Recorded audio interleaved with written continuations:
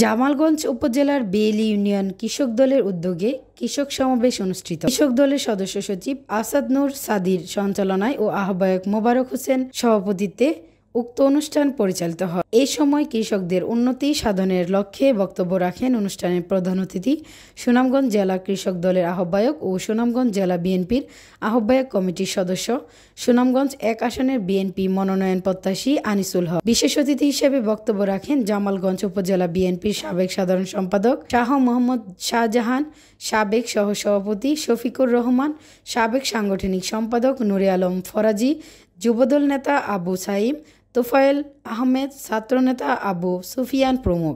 তাছাড়াও বেইলি ইউনিয়নের কৃষকদের পক্ষ থেকে তাদের নানান অভিযোগ জানান বিগত ফ্যাসিস্ট স্বৈরাচার সরকারের অবনতির কাঠামো সম্পর্কিত বিষয়ে। এ সময় বক্তারা দ্রুত নির্বাচনের মাধ্যমে জনগণের সরকার প্রতিষ্ঠা করার জোর দাবি। নিজেদের মধ্যে চুরি সামারির ভোট কিভাবে তারা কে ফাঁস করবে, কে কি পরিমাণ দুর্নীতি করবে, এইটুকু করেছে। আমাদের সেই দুঃসময় হারিয়ে আমরা আজকে মুক্ত মঞ্চে কথা বলতে পেরেছি। আমাদের অধিকার আদায়ের আন্দোলনের সমাপ্তি রেখার কাছাকাছি আমরা পৌঁছে গিয়েছি।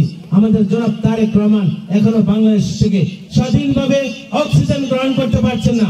আমাদের প্রিয় নেতা বাংলাদেশে তার মার বাড়িতে এখন আসতে পারছেন না, তার পিতৃ বাড়িতে এখন আসতে পারছেন না। আমাদের প্রিয় নেতা আমাদের বিএনপি সহ এই দেশবাসীর কাছে আসতে পারছেন না।